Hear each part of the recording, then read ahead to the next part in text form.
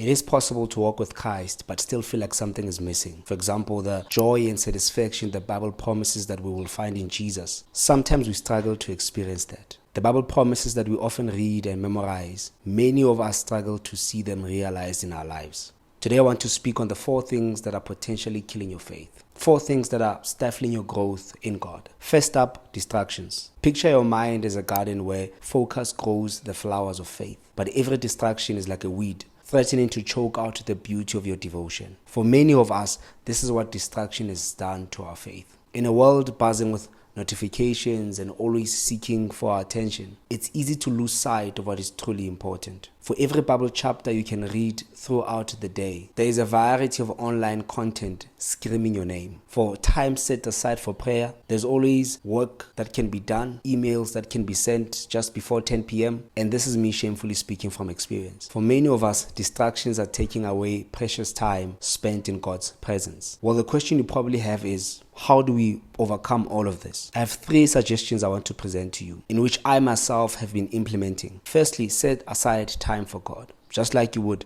do with the important meeting, set aside dedicated time for God. Whether it's early in the morning, during your lunch break, or before bed, find time that works for you and stick to it. Secondly, create a quiet space. Create an environment where distractions cannot thrive. Find a place where you can be alone with God, free from interruptions. This could be a specific room in your house, a quiet corner in your house, or even a peaceful outdoor spot. Lastly, limit access when you're in God's presence. It's okay to turn off your phone and put it on focus mode. Turn off any devices that can distract you. For example, when I'm in prayer, I tend to use a physical Bible than a digital Bible on my iPad, for obvious reasons. And if you use a device for reading scriptures or playing worship music, use apps that limit other functionalities during this time. Another thing that stifles your growth in God is procrastination. Procrastination is like quicksand. The more we say, I'll do it later, the deeper we sink. The harder it becomes to take action in our spiritual practices. We often say, well, I'll pray later. But how many of us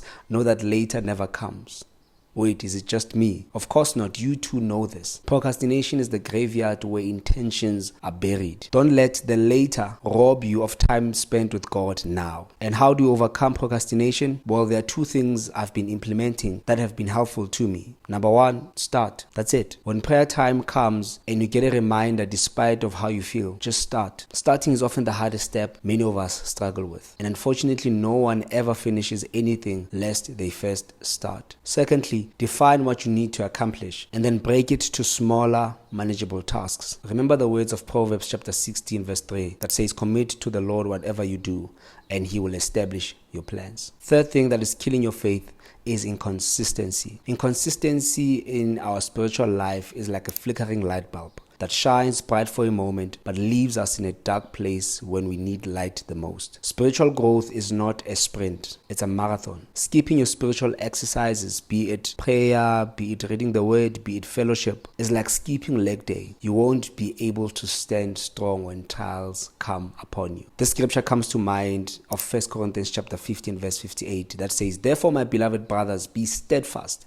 immovable, always abounding in the work of the Lord, knowing that in the Lord your labor is not in vain. Every single time invested in God, every single time invested in changing your habits, every single minute spent in meaningful work, it is never in vain. The last thing that messes up many believers is excuses, which often is a result of lack of self-awareness. Excuses are like a leaky bucket. No matter how much water you pour into it, it is never full. On the other hand, self-awareness is like patches to the holes, allowing us to hold the water of wisdom. Break the pattern and take responsibility for your spiritual walk. You know areas in your life that need more surrender, that need more discipline, that need more self-control. Stop being casual and making excuses for why your relationship with God is not where you know it should be. The Bible tells us that we should not deceive ourselves.